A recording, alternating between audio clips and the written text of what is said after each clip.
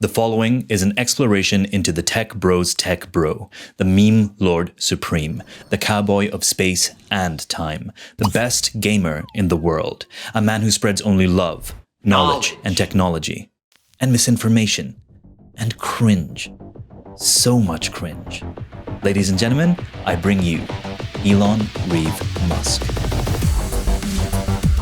It's almost impossible to avoid him. Elon Musk. Elon Musk, possibly the busiest man alive. Elon!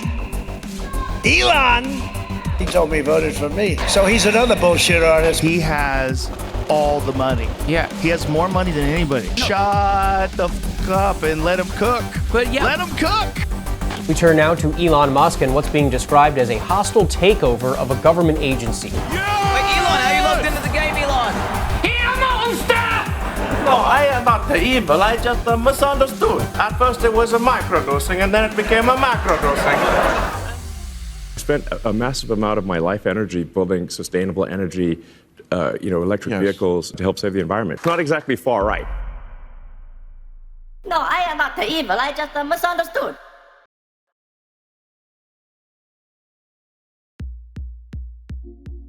You likely know who this guy is by now, but I guarantee you by the end of this video, your opinion on him will have changed for the worse. Now, this isn't going to be one of those Elon Musk is an idiot actually videos you can find here on YouTube, because the man clearly isn't an idiot.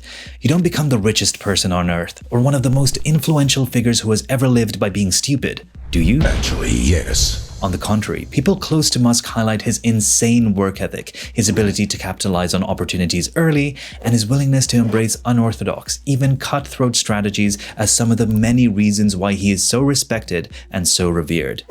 There's just a plethora of undeniable evidence regarding his successes out there, from historic rocket launches to fleets of unique electric cars to entire armies of fans who see him as techno-Jesus. Though he is said to be a difficult and critical boss, a demanding and severe leader, Elon Musk lands results. By many measures, he is an extraordinary individual. But he's also weird. Very weird. Legalize comedy. Yeah. Legalize comedy. I am become meme. Yeah, pretty much. There is no one else like him on this planet, and quite possibly someday because of him, there will be no one else like him on many planets. And make no mistake, he wants you to know that. If humanity ever colonizes the stars, he'd likely mandate that we worship his legacy, not because he truly believes he deserves such adulation, but precisely because he doesn't. Yeah, pretty much. Because if you can't earn praise for true, out-of-this-world exceptionalism, the next best thing is to craft the illusion of being a 1 in 8 billion rarity and milk that for all it's worth. Right? To LRH. His version would be more like XDiablo_420 Doge. So, here's the question. Is Elon Musk the 21st century's most impressive visionary, or is he probably, its most successful grifter who's turning out to be a real threat to democracy? And I mean that. With his loyal broligarchy of comedy podcast ass-kissers and alt-media sweepers, and now his little gang of musketeers at his side, he's primed to lead us into a dystopian era of techno-feudalism, underscored by a deeply ironic anti-elite elitism. 'Cause yeah, if you hadn't guessed, Elon Musk is the elite. A net worth of $300 to $400 billion doesn't come from clocking in at one of his gigafactories for a blue-collar job. It's built with the help of government subsidies, hyper-inflated stock valuations, an undeniably keen instinct for adapting or even fashioning trends, and a little energon and a lot of luck. It's wild to me how many people overlook the fact that he's essentially the multi-billionaire puppet master he so obviously embodies. He perfectly fits the caricature of the globalists that conspiracy theorists like Alex Jones once vehemently denounced when targeting figures like Bill Gates or George Soros for their excessive, undue influence in our systems. He himself doesn't seem to deny it either, yet curiously, these globalist alarmists either remain quiet or laud Musk as the savior who, alongside billionaire real estate developer and TV star turned president Donald J. Trump, will finally take down the elites and the establishment. I'm sorry. I kissed Elon Musk's ass. We're so close to getting the globalists. I want their throat. I want victory. And now you can see it. Oh, let's continue. This time, they're going to drain the swamp. Last time, there was a plumbing issue. Musk claims to act for the greater good of humanity, but his actions, like mass layoffs on a whim, replatforming literal white nationalists while banning accounts and even terms that annoy him, tell a different story. Whether his successes come from his genius or just the ability to sell himself as one is still up for debate, but his recent behavior makes it harder to believe he's the sharpest cookie in the tool jar.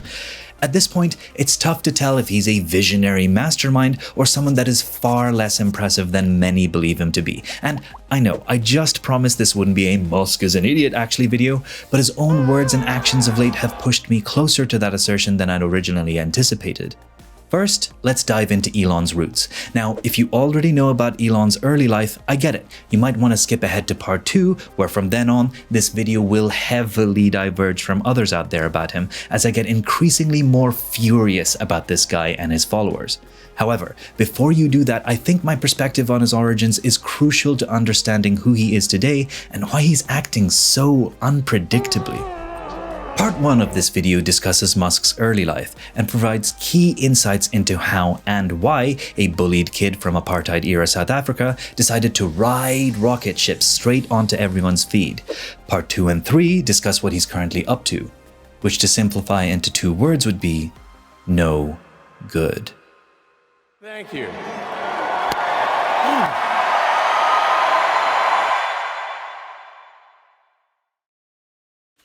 Hello there. Editing me here. Keeping up with this guy is about as hard as keeping up with a rocket, so making this video has been really hard. I'm going to pop in every once in a while to either add to a point, add context, or make a correction, so I'll see you soon. Part 1. The tallest of trees may sprout from the smallest of seeds. Act 1. The Origins of Musk. From wilderness camps to valleys of silicon. Elon Musk's story begins in 1971 in South Africa, where he was born into a wealthy and complicated family. His mother, Mae Musk, a model and dietitian, was known for her beauty and poise. Her parents, though, were known for other things. They were allegedly Canadian Nazi sympathizers who moved to South Africa, during apartheid, mind you, for political reasons. Elon's father, Errol Musk, was a supposedly incredibly intelligent engineer with a reputation for eccentricity. Described by Elon's biographer as domineering, Errol Musk subjected his son to what is referred to as psychological torture, revealing a disturbing and what I would call ominous tendency to impose his will on others. Errol's first son, Elon, was said to be bright and curious just like him, but he was socially quite different and consequently was quite isolated. Elon didn't fit in, and in an environment steeped in racism, classism, and all manner of cruelly motivated discrimination, that alone made him vulnerable. He was bullied relentlessly for being a little strange, sometimes to the point of serious injury. His father, though, didn't just fail to defend him, he allegedly sided with Elon's bullies sometimes, forcing his son into long, silent standoffs, which would hammer in the lesson into a kid that knew better. If you get bullied, it's your own damn fault for being weak and for being different. Couple that with claims that Errol Musk was abusive towards Elon's mother for many years, and it becomes rather evident that Elon's childhood was shaped by a harsh, disturbing environment. To expand on the idea that Elon grew up terrified of his father, here's an excerpt from a Rolling Stone article quoting Elon's own words on the man. But there was another side to Musk's father that was just as important to making Elon who he is. He was such a terrible human being, Musk shares. You have no idea. His voice trembles, and he discusses a few of those things, but doesn't go into specifics. My dad will have a carefully thought out plan of evil, he says. He will plan evil.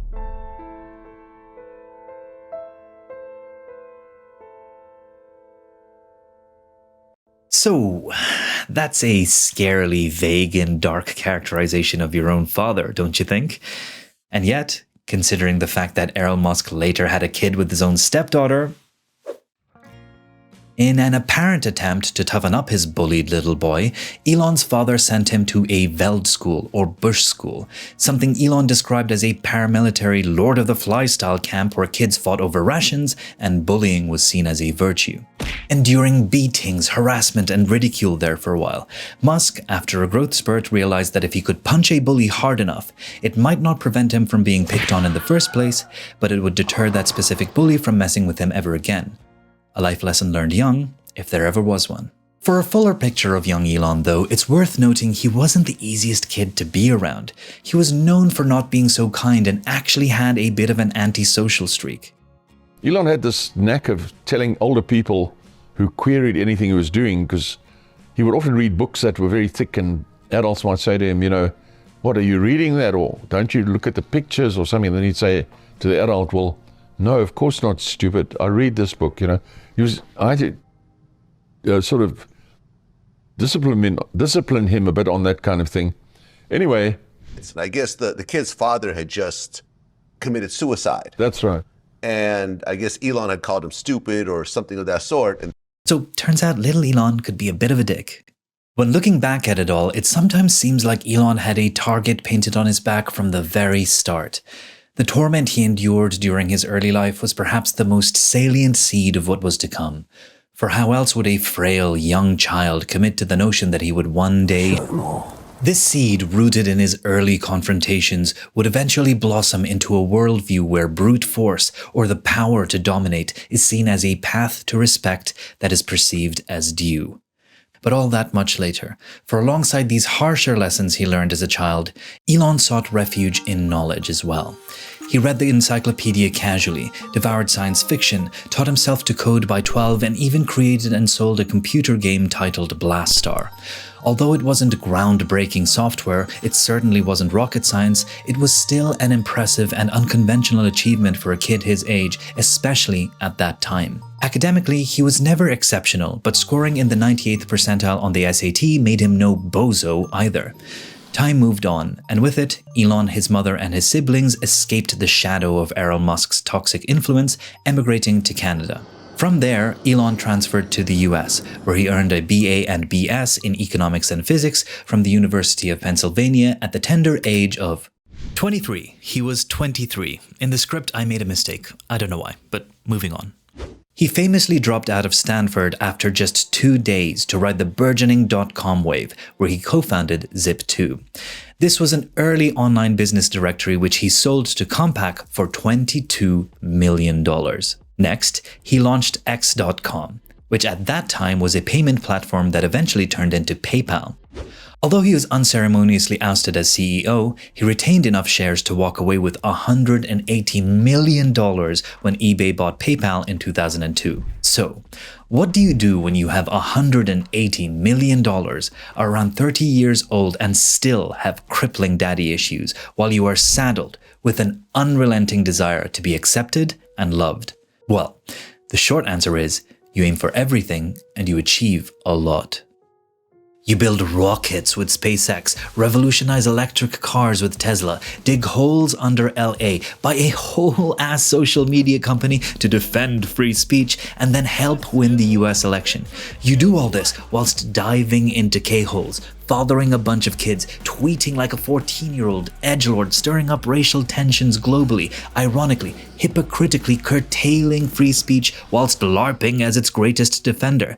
And you also pay people to play video games so you can pretend to be the best person at everything ever. Do you love me now, Father?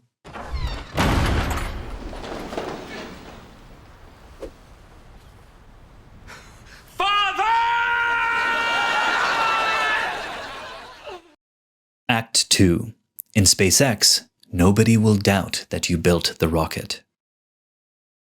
The Space Exploration Technologies Corporation, SpaceX, was founded in 2002 with the lofty goal of making space travel affordable and eventually colonizing Mars.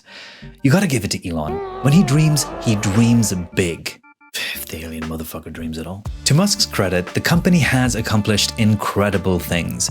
Reusable rockets that land upright on barges, shipping cargo to the International Space Station, drastically lowering launch costs. The list just goes on and on. But Musk isn't content with just running the company that's building rockets. He wants you to know that he's building rockets. And people yelled at me and said, I'm not a doctor. I'm like, yeah, but I do make spaceships with life support systems. What do you do? His personal brand is so intertwined with SpaceX that you'd think he's an engineer, astronaut, and a dude with a hammer just banging out spaceship parts by himself right next to a glowing forge. The company isn't just him sitting in the corner of a spaceship factory, putting together rocket components telepathically with the power of his awesome mind. As self-appointed chief engineer, he once claimed to spend 80 to 90% of his time with the design team. Yet this is the kind of thing this barrel-shaped grub comes up with in the meetings. Actually, that's what I also said the same thing. Starship, we need to make it more pointy. Did you say that? Mm-hmm. Because of the movie? Yeah. Really? Yeah. Everyone thought it would be funny if we made the rocket more pointy, so we did. No doubt, the entire design team is just sitting there with vacant expressions on their faces as he's saying this, nodding along listlessly with a nagging fear that if any one of them speaks up, Baron Elon Harkonnen will swallow their soul. There's a story, possibly apocryphal, about Musk visiting Russia with his nascent SpaceX team to buy cheaper rockets than what were commercially available to him in the West. Apparently, some then ex-Soviet generals spat on his shoes, mocking his audacious and presumptive plans to take advantage of Russian ingenuity with American dollars. Musk left empty-handed, but legend has it, virtuosically calculated on the flight back home that SpaceX would just build its own rockets with his own cash. And they ended up doing so. Now, that's a cool story if true. It shows you the type of guy he is. He encounters a roadblock and then decides to build a road right next to the very road that inconvenienced him to go exactly where he wanted to go in the first place. It's a story that perfectly illustrates the immensity of his ambitions and the indefatigability of his determination. But let's not pretend the man cracked a unique to his brand rocket science mid-flight either. I stress this whole rocket science thing not because I demand that the world's richest man has to be a prolific and exceptional technologist, PhD-holding scientist genius to be the CEO of a space exploration company. No, I stress this he's not a rocket scientist thing because I'm tired of this notion that he's this modern-day Tony Stark, our real-life Nikola Tesla, a perception perpetuated by Elon Musk himself and many, many others. Yeah, but I do make spaceships with life support systems. What do you do? This hyper-competent genius at everything persona is the bedrock of his personal brand. And brand matters big time when we get to Tesla. Act 3. Tesla. From GreenTech savior to Memestock centerfold. In fact, you have a Tesla, and you love it. You love it. He was saying before he bought a Tesla, he loved it. A lot of people are buying Teslas. It might surprise a few of you to hear this, but Elon Musk didn't found Tesla. The official founders were Martin Eberhard and Mark Tarpenning. Musk came aboard with an investment in 2004, eventually wrangling the CEO title by 2008. Because if you're going to be the face of the electric car revolution, you better be able to rewrite the story to revolve around you, right? Between 2010 and 2019, Tesla soared from a scrappy startup to a massive force in the auto industry, though the real rocket fuel was not their exceptional engineering, but hype.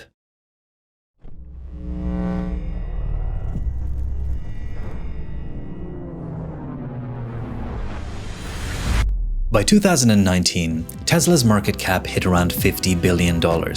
A few years later, and far fewer innovations in sales than the numbers would suggest, it skyrocketed to over $1 trillion frickin' dollars. That's an absurd figure. But Tesla is a testament to marketing brilliance. You see, if you brand your CEO as Iron Man, you can overshadow a lot of real issues, like never-ending delays on full self-driving, build quality failures, or just this thing. Sure? Yeah. Oh my God. We want the future to look like the future, and it's kind of, what kind of truck would Blade Runner drive? That was the design idea. I mean, this is the problem with these people. What kind of truck would Blade Runner drive? I mean, we're just handing the whole entire world over to like fucking nerds and freaks. We want the future to look like the future. First of all, the Cybertruck's disgusting. Let's try the right. Try that one, really? Okay. Sure. Oh, man. It didn't go through. What? What the fuck? At this point, I think I know more about manufacturing than anyone currently alive on Earth. The hype overshadowed everything. The hype always won. In 2018, Musk tweeted that he was taking Tesla private at $4.20 a share, funding secured. It wasn't. The SEC slapped him with a $20 million fine, which was chump change for a multi-billionaire. It was this sort of toothless repercussion to a mischievous shenanigan that just emboldened the little rascal Elon, if anything. So, like the most resilient of pests, Musk returned stronger after that fine, weaponizing Twitter to move markets and cultivate a legion of Elon simps who, to my boundless frustration, treat his every word as gospel. Tesla's valuation soared, in part because people place enormous faith in whatever the hell Elon says, even if it's occasionally blatant, because it's not always blatant, bullshit. So yesterday he retweeted a claim that Irish citizens get longer prison sentences than illegal immigrants, is how he described it. That's messed up. That's what Elon said.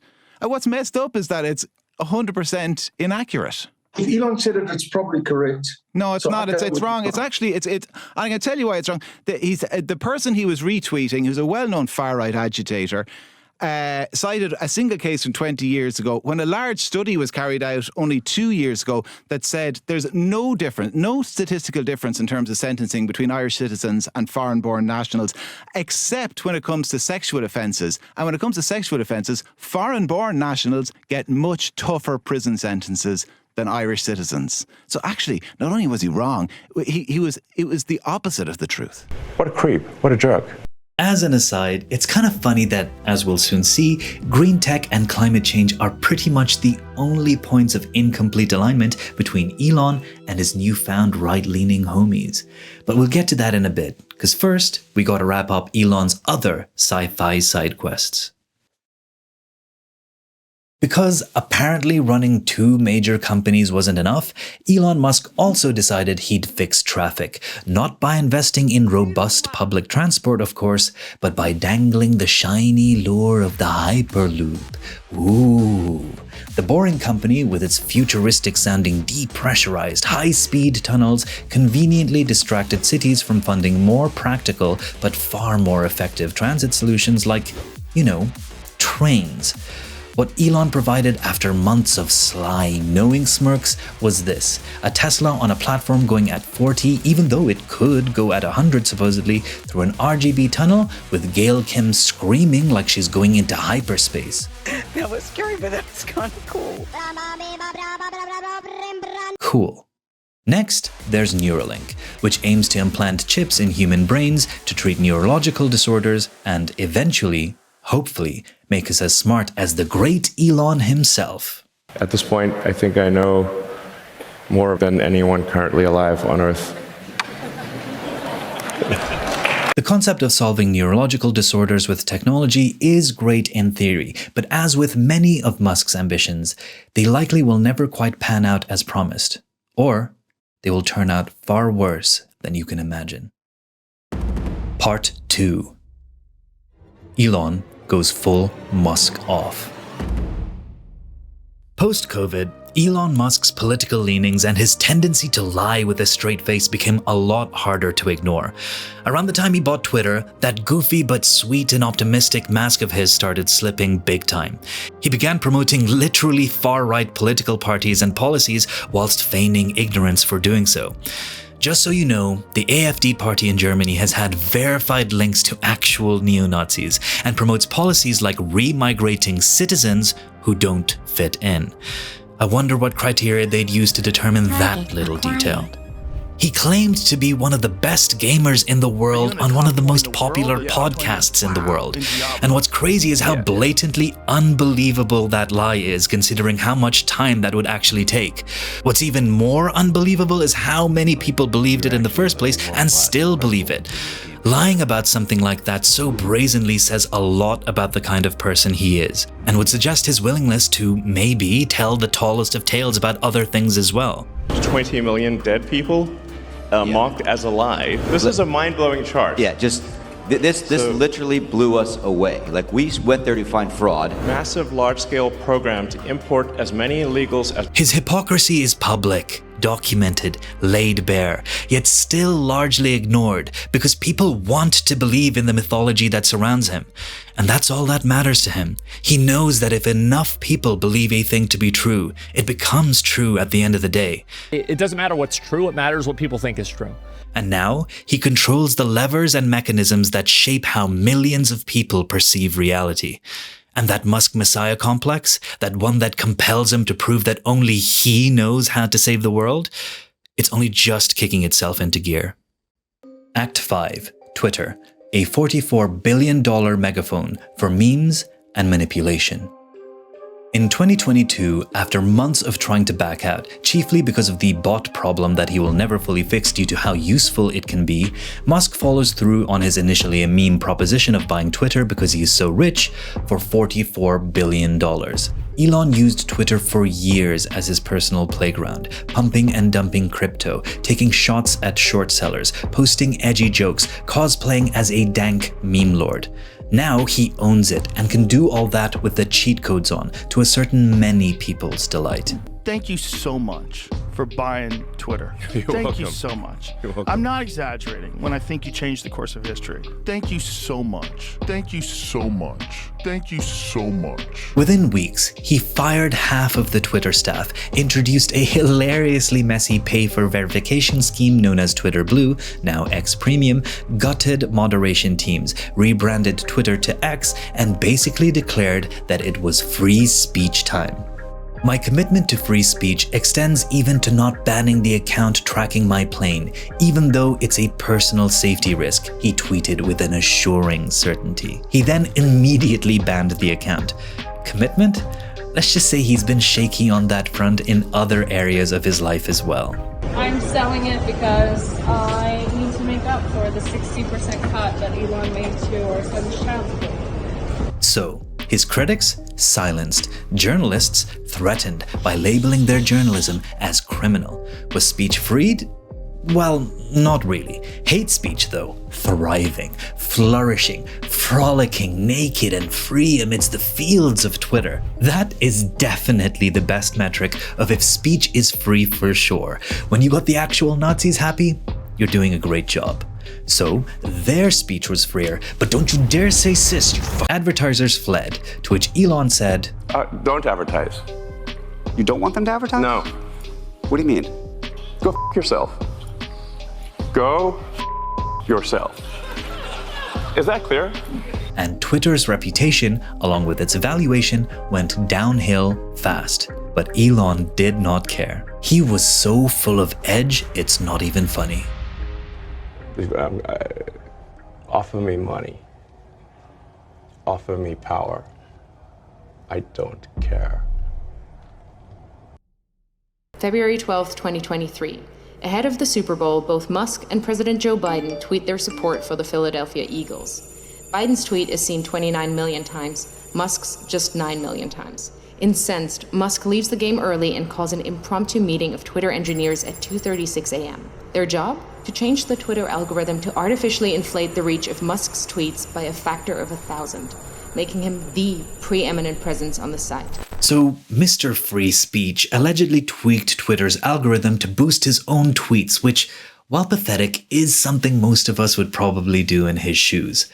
But when you really think about that, does that sound like speech that is truly free of influence to you? You should check out that video from Led by Donkeys, by the way. It's pretty cool. Link in the description. The woke moderation on X was dismantled, and the voices of the unjustly suppressed were being set free.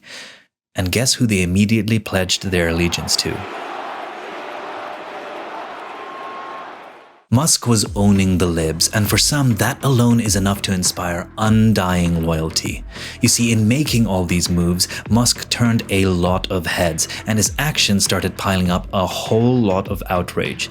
The outrage wasn't just a side effect either, because it's a currency in a way. If you can keep enough people angry enough for long enough, you don't just control the narrative, you become it. You then have fat stacks of that outrage currency to fund whatever ideological crusade can catapult you to the forefront of real influence, and not just the phony kind of influence that's just a boosted like count. Twitter, or X, is where people's worst impulses get supercharged by an algorithm engineered to boost engagement or just pure, unfiltered outrage, especially of the right-wing variety. I never thought such a profoundly unserious site could sway public discourse so much, yet here we are. Sure, it delivers real-time global updates on current affairs, but it's also a raging cesspool of misinformation, bots that spread and legitimize that misinformation, and just genuinely deranged takes. Now, I'm not a scientist, but contrary to what Twitter would have you believe, ivermectin cannot and just won't cure COVID, cancer, and homosexuality? What do you think tap water is? It's a gay bomb, baby. And I'm not saying people didn't naturally have homosexual feelings. I'm not even getting into it, quite frankly. I mean, give me a break. Thanks to Twitter's algorithmically induced brain rot, delusional nonsense like that spreads at the speed of the internet. The purposefully engineered feedback loops put in place prioritize the most extreme, conspiracy-riddled garbage, almost like the whole system is designed to push people further right, step by conspiratorial step. I say this objectively. Whatever virtues X might have as a platform are practically drowned in a tidal wave, a tsunami of mind-numbing, engagement, or even rage-farming nonsense.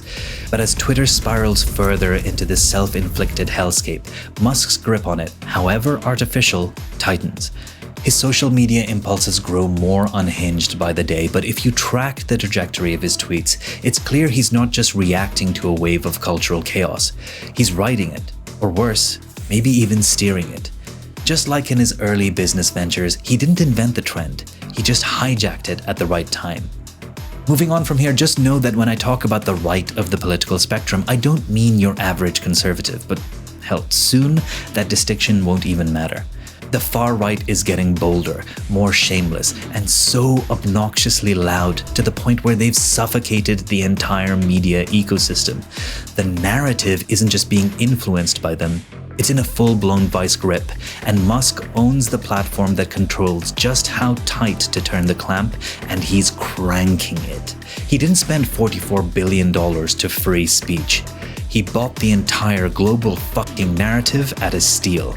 And now, the right sees him as their savior, not because he saved free speech, but because he branded it as theirs, and he's ruthless enough to go after anyone that gets in his way. Which brings me to the peculiar event that motivated me to make this video, the Asmongold situation. Act 6. War is the default. Walter Isaacson's biography on Elon Musk paints a picture of a man who thrives in chaos. Peace suffocates him, stability feels like irrelevance, and irrelevance to a man like Elon Musk is akin to death. That's why when Siobhan Zillis, one of the many mothers of Musk's children, pointed out that Elon didn't need to be in a state of war all the time, Musk didn't deny it. "It's part of my default settings," he replied, the badass little Cylon that he is. War makes Musk feel alive. And as the greatest soldier who ever lived once said, "War has changed." That's the key to understanding Musk. He needs the spotlight, and controversy is an easy way to court it. It wasn't always the case, but now the spotlight gives him more of a high than ketamine or cocaine ever could. His only consistent principle is that he is the main character. If that means pivoting on so-called values, no problem. If it requires championing free speech one second and banning his critics the next, so be it. Winning and power are all that matter to someone who once felt so powerless. Musk learned young that if you punish someone hard enough for crossing you, they'll learn to tread lightly in your presence from then on. Couple that with poor social cues, an apparent lack of empathy, an assumed and amplified megalomania, and you get a ruthless bastard of a guy who relentlessly pursues his every whim with a sociopathic detachment. A British cave rescuer called out Musk's self-insertion into a crisis for what it was, a PR stunt for SpaceX. Musk responded by calling him a pedo guy. It seems like a flippant insult, but when one of the world's most influential men calls you that, it can legitimately ruin your life. Speaking of ruining lives, let's talk about how he called Jess Phillips a rape genocide apologist. What? Her career is based on helping victims of sexual violence. Are you telling me that the most influential man in the world directed the ire of his millions of followers towards a woman that didn't do anything wrong to him or anyone else, maybe just because she's associated with a left-leaning political party? Oh, come on. Doesn't the richest man alive deserve to be wrong or just petty every once in a while? He's only human, isn't he? Musk's employees certainly don't get the luxury of messing up a little and speaking their mind, though. When SpaceX workers penned an open letter stating that Elon's Twitter antics were damaging the company's reputation, they weren't praised for their courageous use of their free speech. 9 of them were fired. 8 people. Another mistake. Moving on. Musk has had at least 14 children with at least 4 different women. The journal reports that multiple sources close to Musk believe that the true number of kids is actually much higher than 14. But whatever the number may be, Musk reportedly calls his offspring collectively a legion. Reportedly, he often looks for prospective mothers on Twitter, which is how he met St. Clair. Though for others, like the cryptocurrency influencer Tiffany Fong, he allegedly just slid into her DMs like, hey, wanna have my baby? Musk sent her a direct message asking if she was interested in having his child, according to people familiar with the matter. The two had never met in person. We've been through way too many issues where to not sign some agreement associated with handing over $15+ million is absolutely insane and irresponsible, and because we have dealt with some very unstable, mentally unstable people that all of a sudden misremember things. But arguably, that's not even the main headline of the story. Because really, if you look out, more people are focusing on the way that he allegedly bribes, threatens, and gags women to get them to do what he wants. He's creating 14 single-parent households. He doesn't have 14 kids, he has 14 single-parent households. More kids than that, I think. But him creating a series, a cadre of children that don't have their dad around, even if he sends checks, that is bad for society. But he also, Scott, 2 things. He uses checks as the control point, by the way. And secondly, listen, there's a pro-natalist movement going on, obviously, and he's part of this. They're not, he's talking about smarter people, and that reads to me white people, essentially, right? I don't think he thinks all people are equal. Well, it's almost as if you'd give a Nazi salute. Right, yes, exactly. What an evil thing to do. What a creep. What a jerk. Oh, let's continue. Musk demands obedience. Nigel Farage, whom Musk once considered donating a record-breaking £100 million to, found this out the hard way.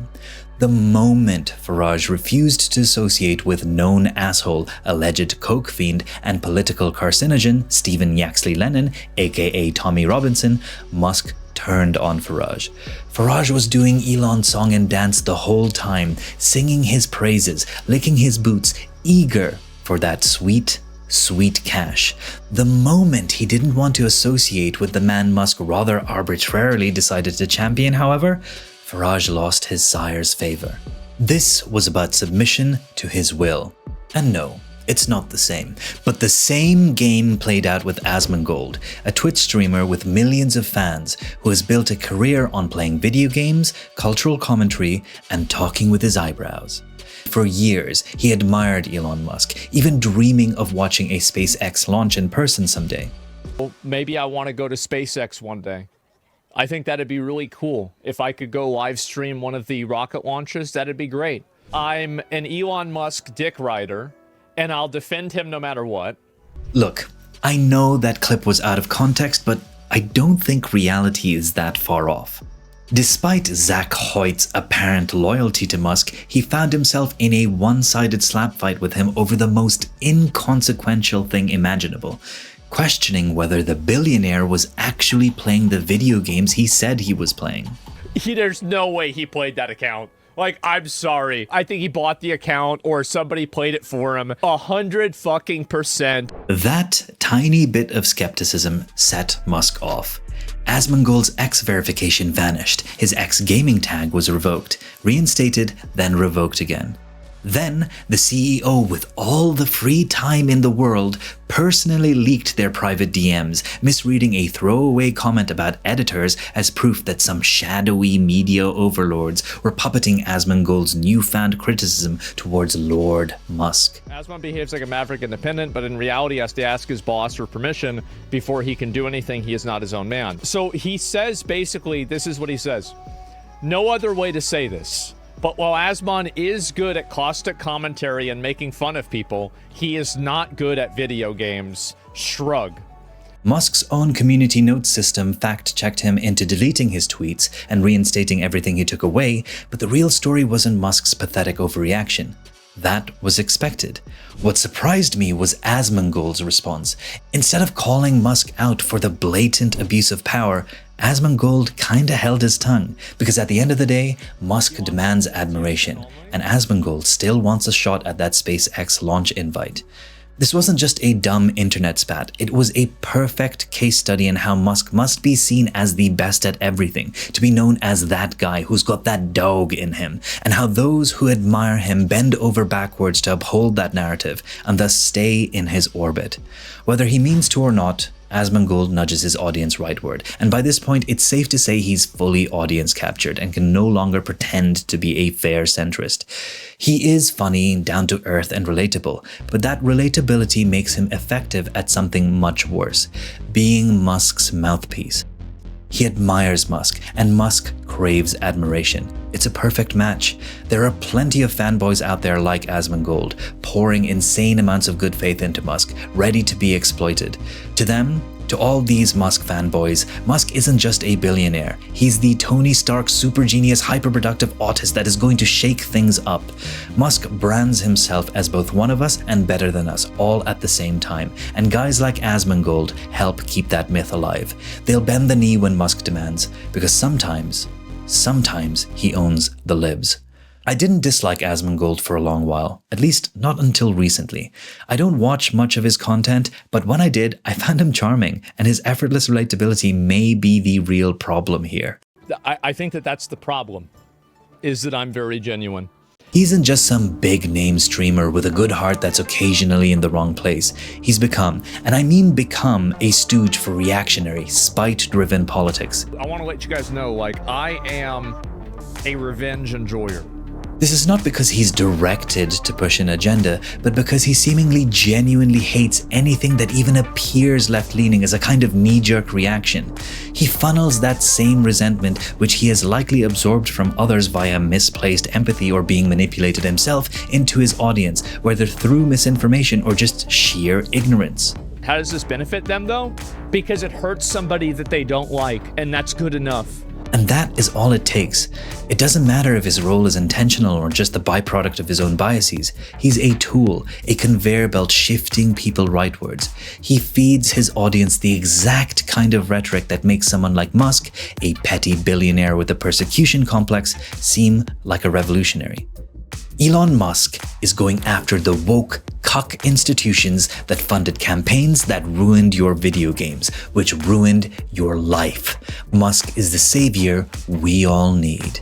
The guy tweets over 100 times a day sometimes, which is genuinely stupid. That takes so much time to do, especially if he's actually fully reading the content he's retweeting and not doing the more likely sharing of a clickbaity headline. He's got huge companies and a fake government agency to his name. He can't do all that and tweet that many times a day and be effective at what he does. To be clear, he tweets that many times a day, not because his galaxy brain can juggle rocket telemetry, inhuman Diablo actions per minute, and casual racism all at once, but because he's likely hooked on his own app.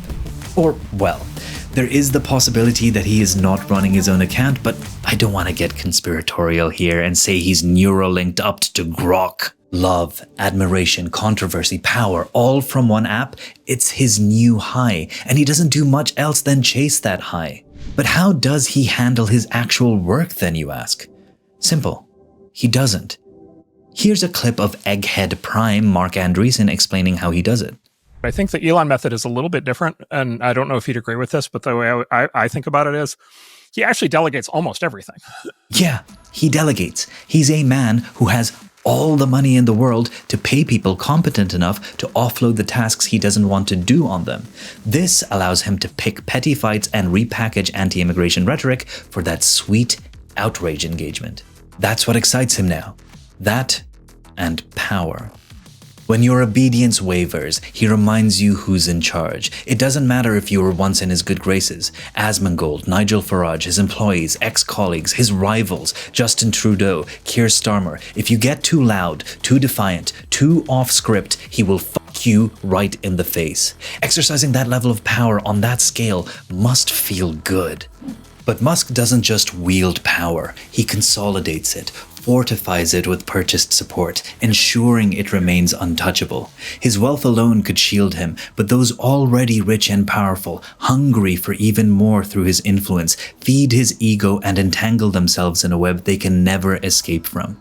To leave his orbit is to forfeit access to greater wealth, higher status, and the infamy that comes with standing in his shadow on the path to what they see as revolution.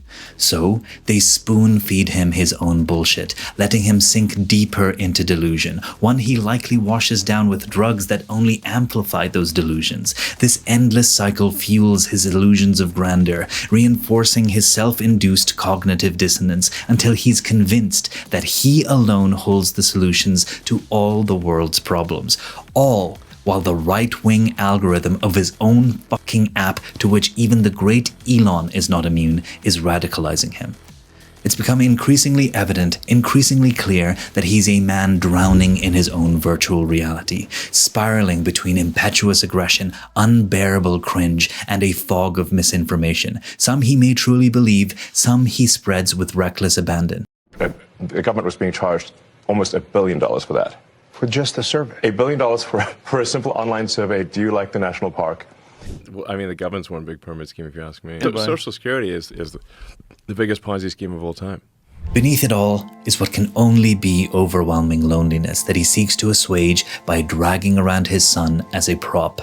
His entire existence is a fragile fabrication, held together with duct tape, propped up by a carefully curated chorus of yes-men, too afraid of his wrath to challenge him, yet desperate to suckle at his swollen, rapidly maturing teat of authority, eager to nourish his confirmation biases. And even with all that in mind, it's worth remembering every major relationship in his life has been marked by conflict, distance, and rejection.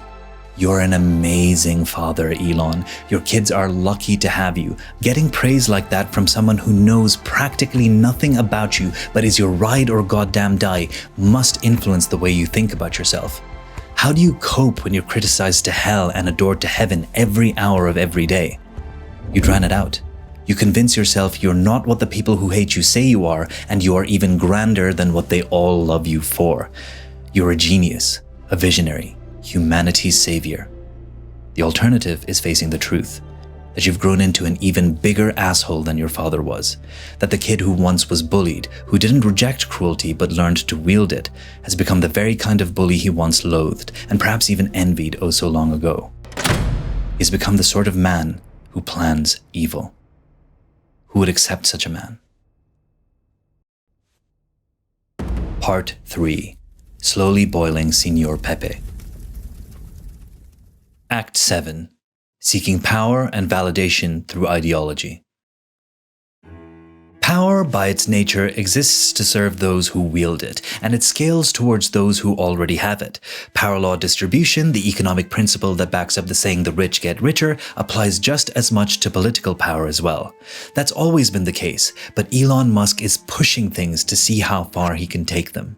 Beyond political clout, he's amassing cultural sway and now possesses a weird, shape-shifting ideological pass that lets him dabble in extreme views while shrugging off responsibility for doing things that would land others in a whole lot of hot water. Yet as he's doing so, he's paving the way for a whole lot of monkey see, monkey do. Look at these fucking pathetic lemmings. The anti-woke movement was ripe for the taking, broad and manipulable, and perhaps most importantly, already entrenched on platforms like Twitter. Musk didn't build the movement, he just hopped in the driver's seat after its architects and their alarmist hyperbole had done all the heavy lifting. He might believe some of what he preaches, but let's be real, his principles are as fluid as they need to be to either protect his bottom line, or now more importantly, to keep himself in the spotlight. Elon has always been known as a tyrannical, difficult boss, but now that he's had a taste of political influence, he very clearly wants more. Running 3 companies is nothing now. What's unveiling a PS2-looking pointy truck compared to having people chant your name at the inauguration of the 47th President of the United States? Now, his ambitions have split in two, but not necessarily apart. His professional goal is still to colonize Mars. His political goal? Cultural hegemony. As he controls cultural discourse, he thrives on contradiction, embodying both troll and truth-teller, validating anti-progressive, anti-immigrant, and anti-Semitic rhetoric while pretending to be an arbiter of rationality or just a guy who's thinking out loud. Now, I've asked myself this many times throughout the making of this video, and at the end of the day, I don't think Elon Musk is a neo-Nazi. Not yet, but I do think he wants actual neo-Nazis to think he is. You see, online Nazis idolize power, they know how to fall in line, and Musk craves nothing more than to be idolized and obeyed by a group that is both easily malleable and fiercely loyal. Neo-Nazis also embody a specific kind of irreverent freedom and outsider defiance that Musk likely admires, so throwing up the double salute to him served multiple purposes. It was probably exciting and fun to someone high on drugs. It got him attention, it trolled the libs, and more importantly, it let him test the waters to see just how much bullshit he could get away with before facing any real pushback. So, he right-wing shitposts. Then, of course, he watches as seemingly reasonable people rush to defend him. What is it like to buy a company for $44 billion and then people call you a Nazi on that same thing that you bought? I did not see it coming. It's classic. If he amplifies white nationalist talking points, it's not what he meant, or he's just evaluating ideas, or, as we're seeing more and more now, he's just right. He's slowly raising the temperature and watching the little Pepe frogs boil. This anti-elite guy schmoozing with the heads of state at Mar-a-Lago champions free speech whilst micromanaging or outright threatening journalists and banning critics.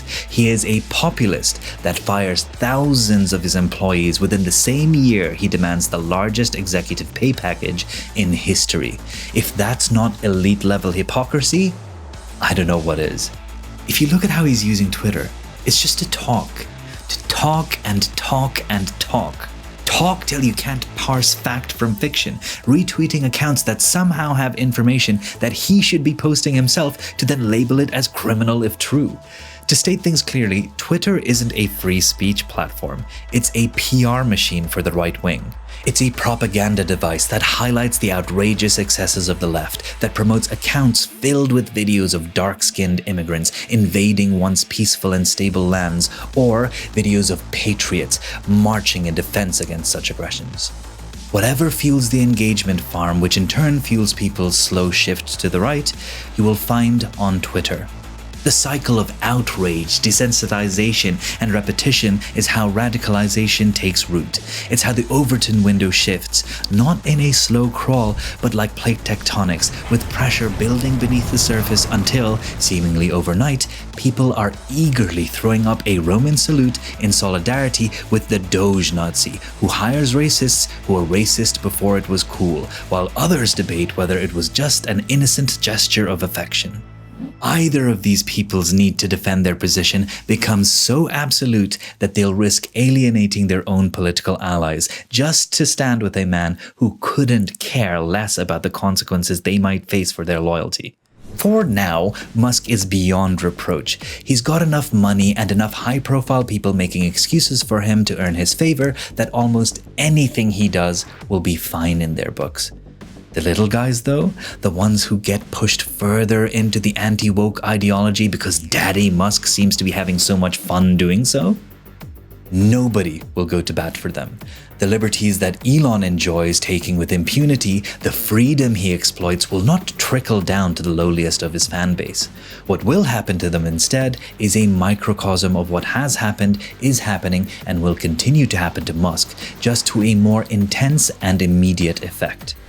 One side will condemn them for everything that they do, while another will accept them no matter what they do. This side, as with Elon himself, will be the only team that'll have them, so to speak. So, to earn greater favor, they will, with zeal, parrot, intensify, and push the boundaries of the messaging that they now feel accepted by and righteous fighting for. Their newfound acceptance to this group, though, would feel conditional to how vehemently they agree with and progress their momentarily amorphous ideology. It starts with woke bad, then woke the worst, then woke even worse than you can imagine. We have to stop it no matter what. Elon Musk says so, this genius says so how can that not be true? I see it every day on Twitter. DEI is why your games are bad. Not because they were made by an unfocused, rushed, risk-averse team. DEI causes plane crashes. DEI is why Mr. Frodo didn't let me carry the ring. When having such a powerful man in your corner, you can feel like you're doing no wrong. But know that the moment you define yourself as the opposite of the thing you criticize, you become just as valid for criticism yourself. You're just the other side of the coin. You're just as race and gender conscious as the wokies, but like in the bad way. It takes a bit of looking for, but an emergent truth is, as long as you're the type of public figure that praises Elon Musk loudly and proudly, and believe me, there is a type, you will have his favor for the duration of your fidelity and usefulness to his agenda. The sad news is, for all the neo-Nazis out there, is that that agenda is solely to serve himself. Yeah, pretty much. It's a strange and contradictory thing to say, but nothing Elon does is an accident, unless it is.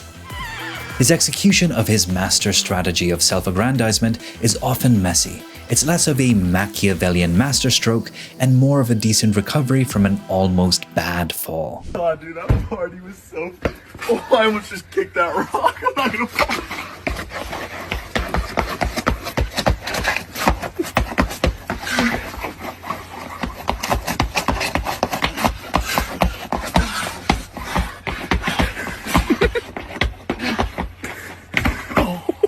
Yet, recover he does. Musk is deliberate in consolidating influence, leveraging his wealth and bending systems to his will. But his grip on power is as much about luck and opportunism as it is about being 20 steps ahead in 4D chess. But make no mistake, there is a strategy at play. When I saw his actions towards Asmongold, a man who shares a lot of his views, and then he did his double Roman salute combo, I realized something crucial. This man uses the good faith people place in him, along with the West's reverence for free speech, as a shield for himself, whilst he flirts with dangerous ideas, probably just because he thinks it makes him look cool. He does not use free speech as the sword many believe he wields against the injustices of DEI, and the imagery of that struck me. A man hiding behind a shield made from the good faith of others, and those very people calling him a hero for it. It's quite safe to hate on DEI now. Why wasn't he doing this 6 years ago when he was tweeting rainbow flags? He wasn't a trailblazer in this whole anti-woke thing, so this all to me marks him as a coward. He is in no way going against the establishment, because he is the establishment now. You're an amazing father, Elon, people will say, as his eldest child disowns him, and he seems to have lied about holding another one of his children as they died. That alone makes him downright despicable, but what's even worse to me is the extent to which a VIP pass to a SpaceX event, or whatever the relevant equivalent would be, can compromise one's ethical principles enough to support this guy. So, to each of his pals walking hand in hand with him down this ideological path of creating a false monolith out of the entirety of the West and being so boldly certain in your convictions that concepts like multiculturalism, diversity, equity, and inclusion are to be so vehemently resisted, I have words for you. The worm turns. In a few short months, Musk has overseen the decimation of the American bureaucracy, as well as the sacking of tens of thousands of workers, all in the name of eliminating waste and fraud. To some, he's the mastermind of a coup who could plunge this country into a constitutional crisis. To others, he's a saviour who might just make America great again. So fastly, so smoothly, so unilaterally. Elon Musk, at the helm of DOGE, has commandeered the federal government, gutting USAID and with it, the United States mechanism for leveraging its soft power all over the world. DOGE, a meme so old the dog it was based on has died, is now shaping global news headlines and even policy. I'm sure Musk is so proud of this epic troll, making people so self-serious say things like Doge or Big balls. Big balls. Big balls who work for Elon Musk's so-called Department of Government Efficiency, DOGE. In my opinion, what Musk did to USAID wasn't about inefficiencies. It was a unilateral, ideologically driven purge of programs Musk seemingly personally disapproved of. So, for example, with USAID, one of the things we accidentally canceled very briefly was Ebola, Ebola prevention. I think we all want Ebola prevention. What an evil thing to do. What a creep. What a jerk. Some of these initiatives took decades to establish America's role as global benefactor for, and he erased them overnight. Musk is making changes so drastic and so immediate that by the time you even hear about what might be happening, something else already has. Make no mistake, the chaos is a feature, not a bug. Human lives, economic and political stability, the ethical standing of a nation, these all just can't be tossed aside because Musk and his musketeers think it's epic to move fast and break things. 'Cause hey, times have changed. Diplomacy is soy. It's what DEI cuck leftists do. A real freedom-loving alpha giga-chad country now does this. Greenland? Mine. Canada? Mine. Gaza? Mine. Your mom? She can stay where she is. For now. Diplomacy is DE-ed. Cutting funding for a transgender play in Guatemala is a great talking point for the right to parade around for the excesses of the woke left. But cutting life-saving HIV treatment or tuberculosis treatment worldwide is dog shit collateral damage for winning anti-woke points on X, isn't it? To some people, though, that's a no. It appears to be the real motivation for all this. There's no nuance, no grand strategy. It's all blatantly partisan because that blame game shit has worked so goddamn well all this time at getting people in your corner and getting them to fall in line. USAID was a writhing, screeching ball of radical left Democrat woke mind virus worms. Quick, get the ivermectin, I need to shove it up my ass. If you're a Musk lover, a Muskrat, can you name one major Republican-leaning misuse of funding that Elon's called out on X?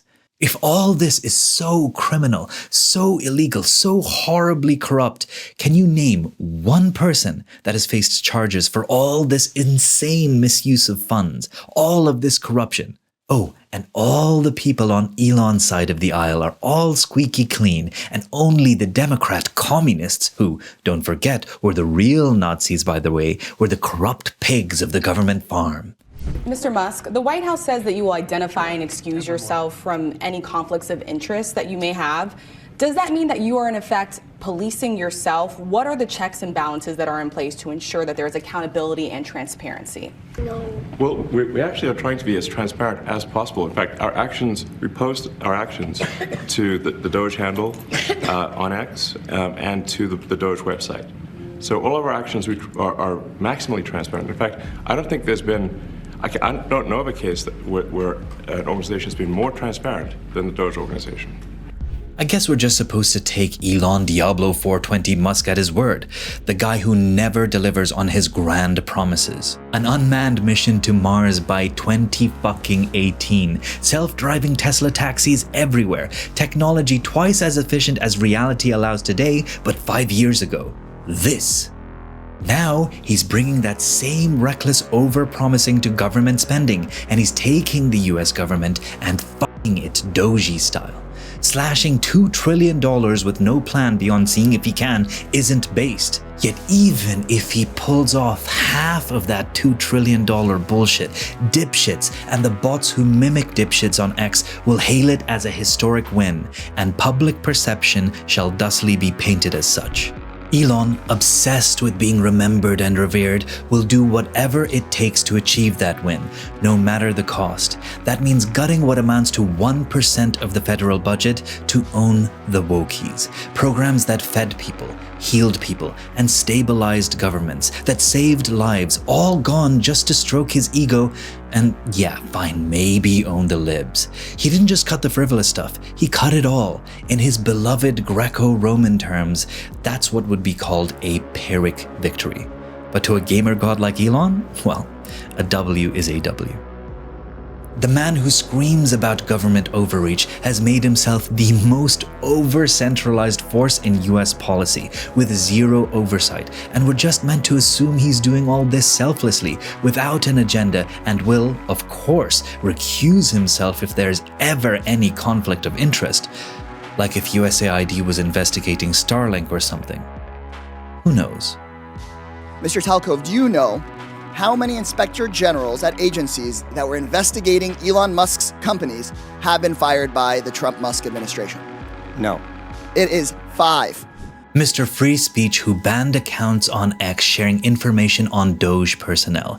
The inconceivably fragile guy who pettily revoked Asmongold's verification on X when the guy rightly pointed out that he was cheating at video games. The guy who plays poker by just going all in every time because he knows he has enough money to win eventually and just walks away from the table when he wins just that once. That all-in guy is dismantling entire government functions like they're one of his failed Cybertruck manufacturing lines. And we're meant to think that his genius and benevolence will benefit the average taxpayer? Through it all, he rewrites his own past as easily as he distorts the present and overpromises the future.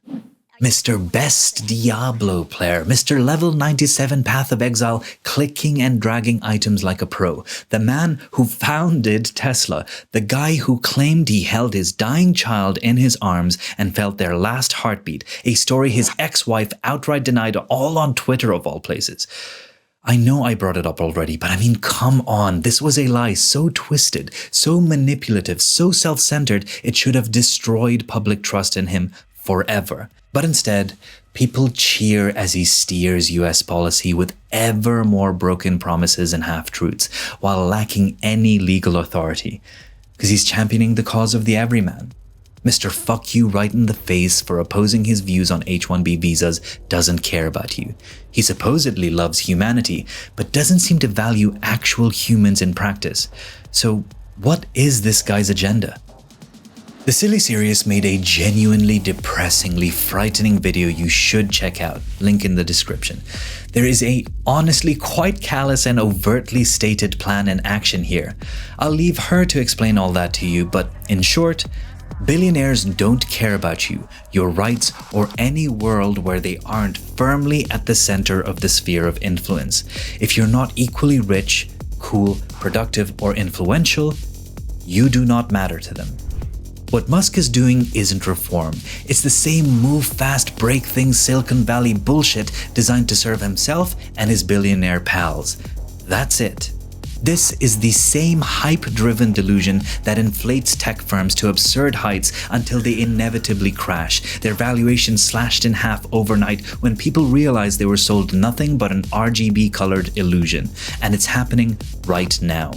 You don't destroy the framework without a suitable replacement. That's not efficiency, it's destruction. And if Musk wants to tear something down, you can be sure as shit that he either intends to rebuild it in his own image or just drop it when he gets bored, because the job is done. Finding smarter ways to deliver aid would be fantastic, but Musk isn't doing that. The solution isn't just kill it all. You don't just bash a light bulb and go, oh wow, zero power consumption.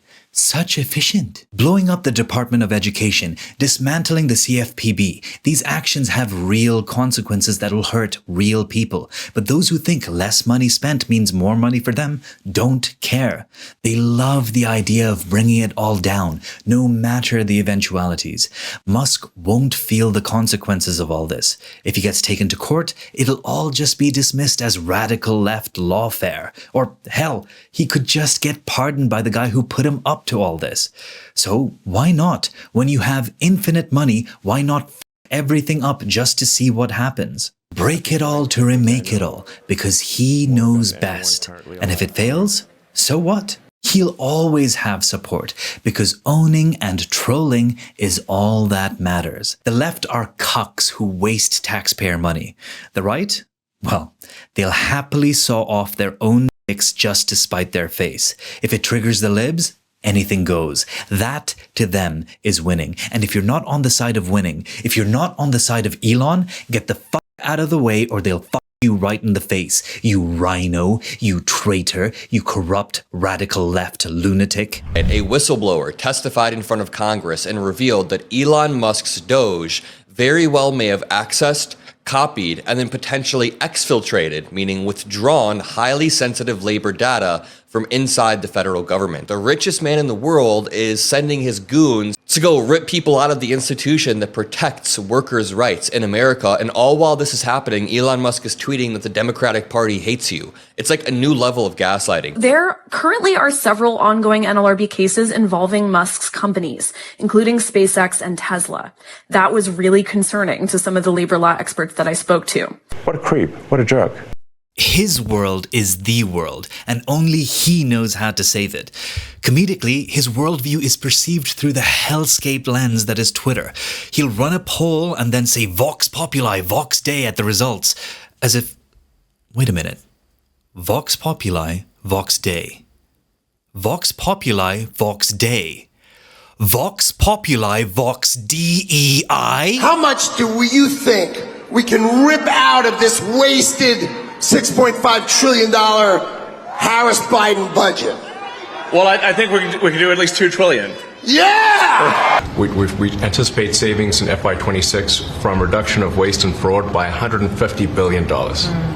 They promised $2 trillion in cuts and then $1 trillion in cuts. Then Elon Musk comes out and says, actually, they got $150 billion as he's patting himself on the back. And then people say, wait a minute, it might not even be $150 billion. It seems like they were lying about that as well. Not only was he wrong, it was the opposite of the truth.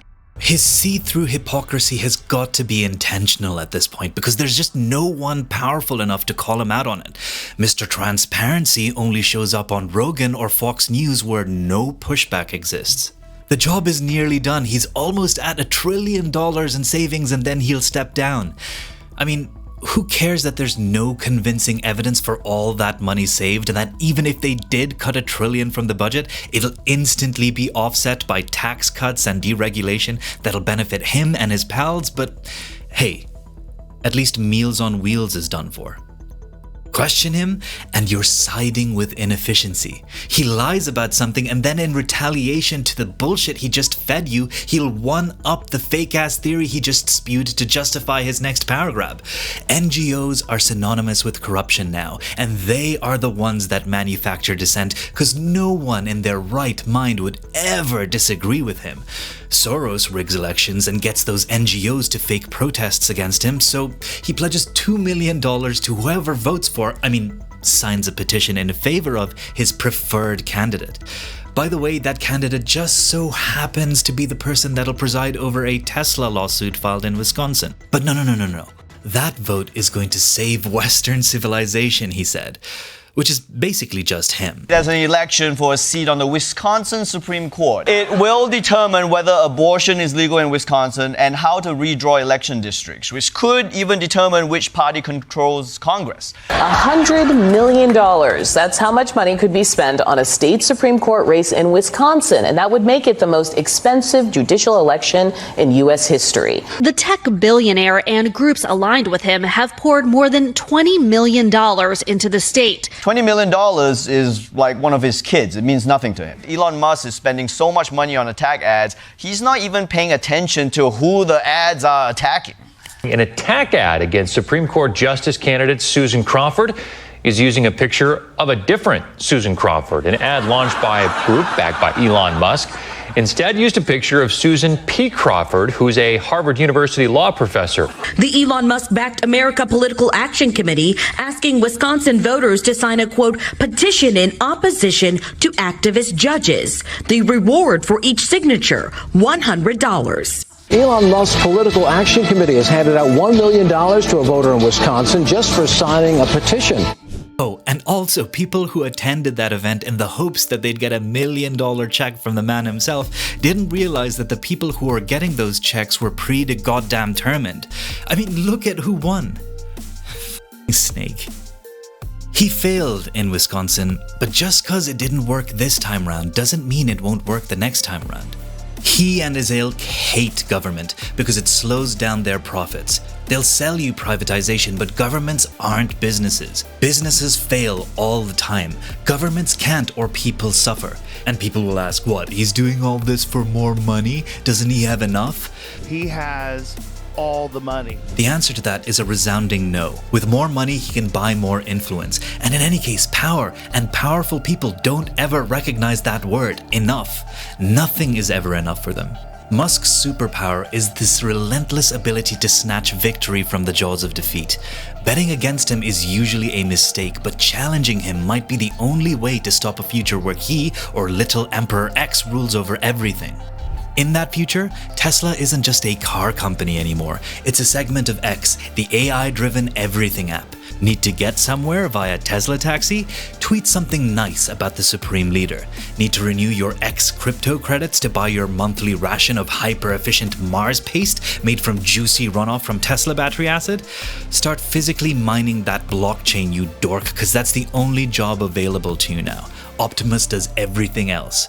If we can make Mars livable, we can make Earth more livable. But that's not the point. He doesn't want a better Earth. He wants a Mars where he and his billionaire descendants rule, where X is the state and the only acceptable idealism is his.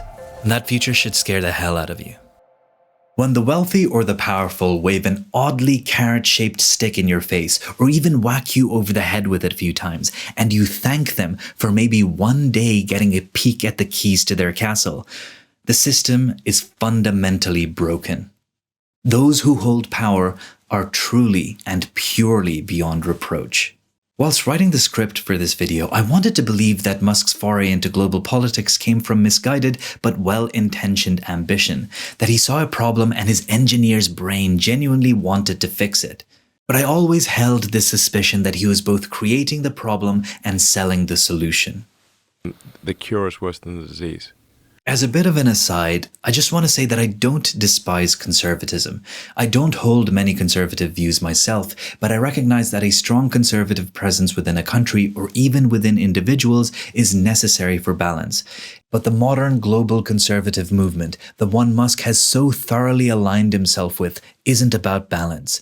It's regressivism. It's a toxic, obstructionist, retributive strain of politics that serves no one except those already in power. Despite all of this, a part of me still hopes Musk is simply moving too fast and is blind to his own consequences, that he's just surrounded by yes-men who tell him only what he wants to hear, sating his confirmation biases. So he's a smart man that is not working with all the appropriate variables, and that's why everything feels so awkwardly skewed. But the more likely truth is that he knows exactly what he's doing. He's figured out that spite-driven politics sells, and he can use that power, that outrage currency, to buy outcomes that he desires. Figures like Joe Rogan and Asmongold have become perfect conduits for propaganda to trickle down from Musk and through to their respective audiences. They, and people like them, are at the center of this human centipede of disinformation. They don't engage critically with the information they consume. They're looking for the answers Musk is feeding them, and in turn, the people that listen to them for multiple hours a day just follow suit. When dipshit Magoo Bret Weinstein here says this, they were spending, is this number correct? I think the number that I read was $600 million every 2 months to ship in illegals. Sounds right. I don't know the number offhand. I know he knows better.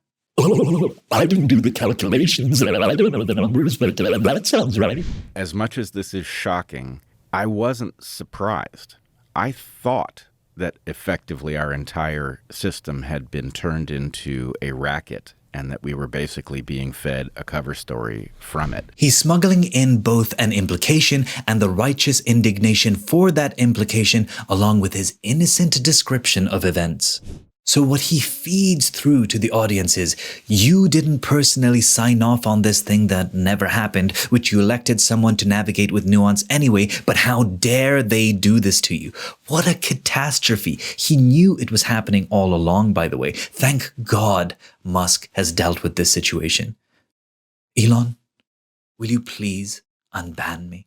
You had a meeting with Musk, and then some events happened within 24 hours, but he blocked you. I don't know what happened with you. What has happened ever since then between you and Elon Musk?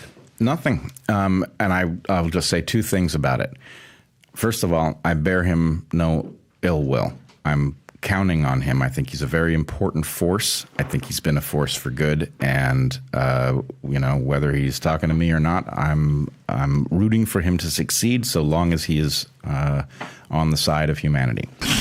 No, it's the one where he was asked for comment by one of these legacy media outlets. I don't know if it was the New York Times, but it might as well have been. And he sent back a poop emoji. And it's like, look, that's a wise move. How about the one where they paid $236 billion for car chargers? And they only built a couple of them? Excuse me. $40 billion. 8 ports have been built. You know how crazy that is? It's just sad to see how badly Joe Rogan wants to believe this. He wants there to be this conspiracy. The left have been the secret bad guys all along, and we hate the bad guys.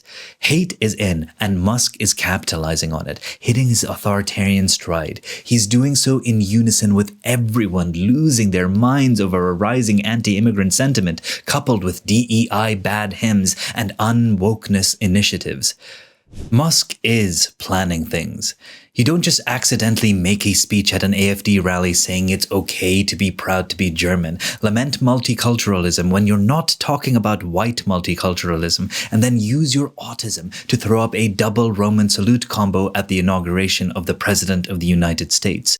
If you do one of those things, maybe you're just ignorant and your autism or the drugs got the better of you. 2, you're likely a neo-Nazi, or you definitely hold darker political views than even you think. But all 3, while attacking DEI and wokeism with your every waking breath, at that point you are deliberately steering a cruel authoritarian movement, one that history tells us is always led by self-serving megalomaniacs who drag thousands down with them when they eventually crash and burn. Despite his influence, the longevity of Musk's political and cultural grip is far from guaranteed.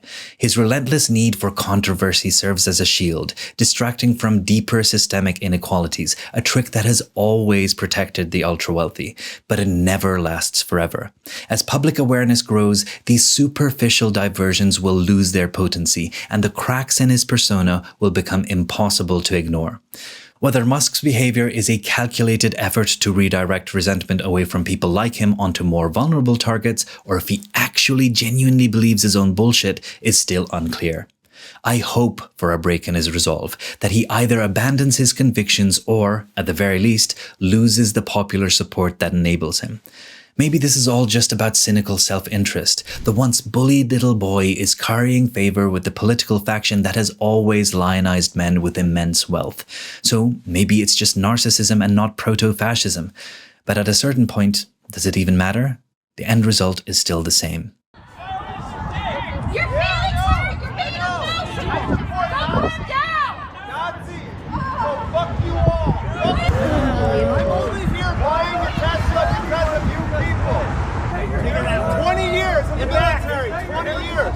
And you should know better! As societal tides shift, I hope the allure and momentum of divisive ideology fades, as they often do. In the end, movements built on ephemeral enemies, charismatic yet capricious leaders, and promises spun on dust and air are inherently unstable, destined to crumble under the weight of their own illusions. For now, though, the spooky specter of the DEI monster, riddled with the woke mind virus 19, remains a potent boogeyman to light a fire up people's asses.